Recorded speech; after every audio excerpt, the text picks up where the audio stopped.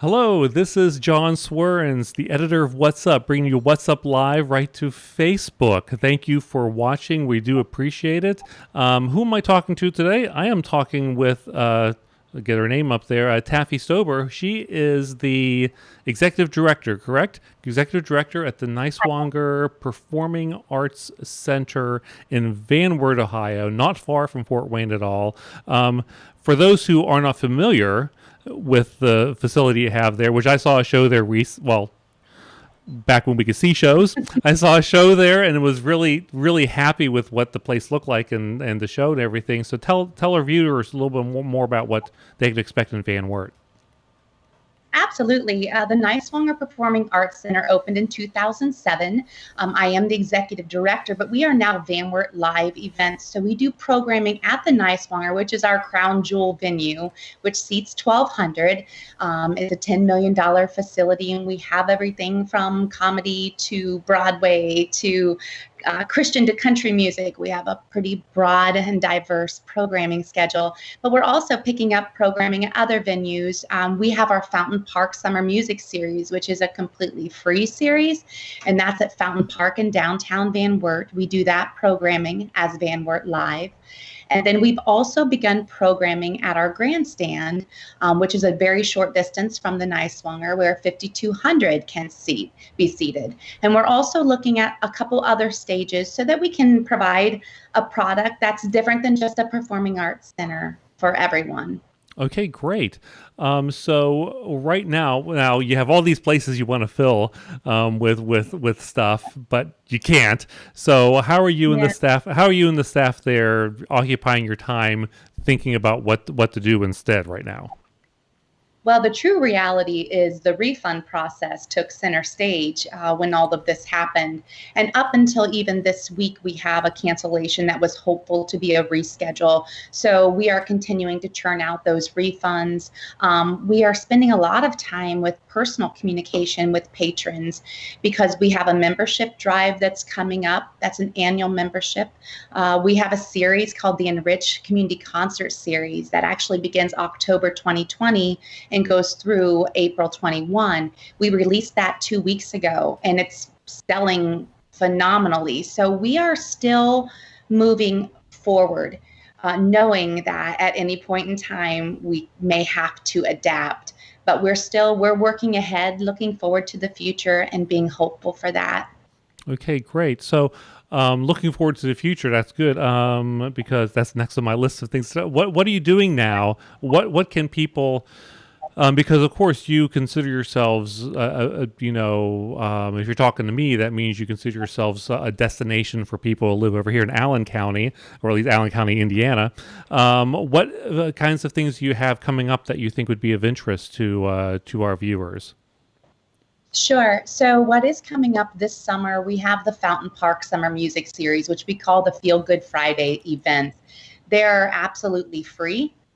We get anywhere from, 600 to 1,500 into the park.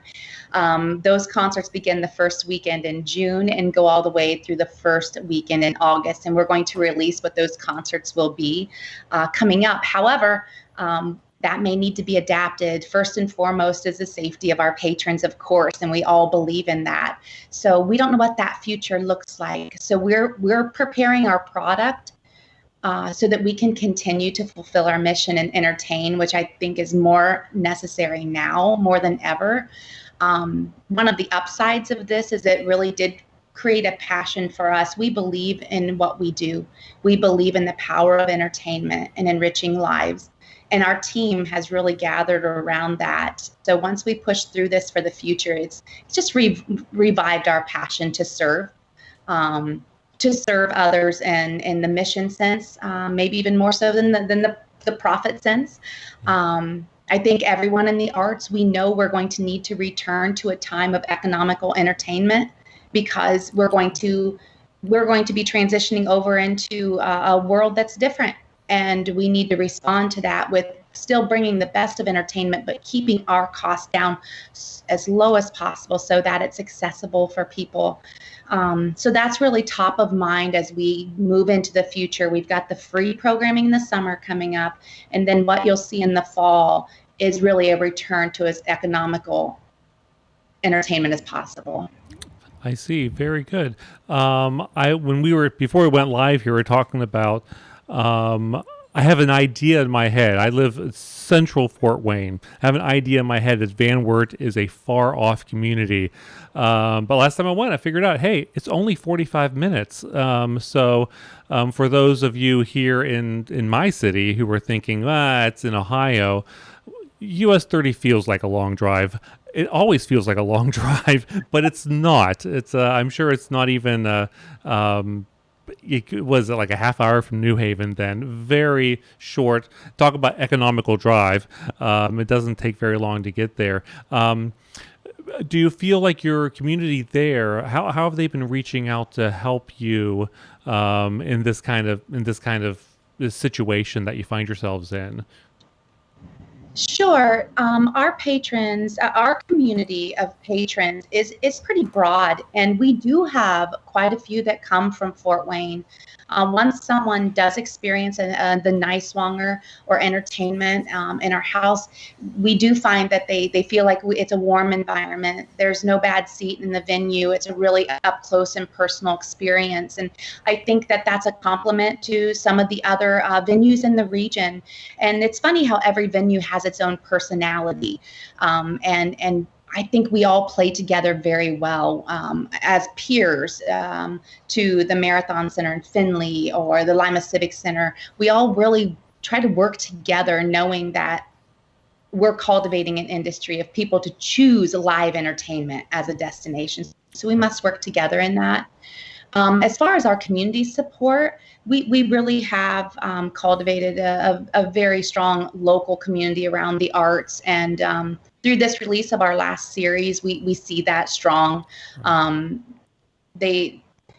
They love what we do, and they are missing what we do. And so you asked what our staff is doing right now. We are doing a lot of personal phone calls. Our box office is touching base with people, letting them know we're going to be coming back. And, some of our patrons are of a demographic that they live alone.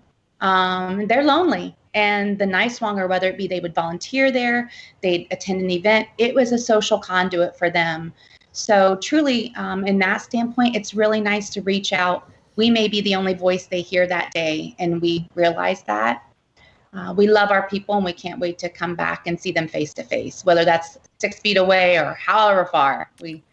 We'll be looking forward to contact.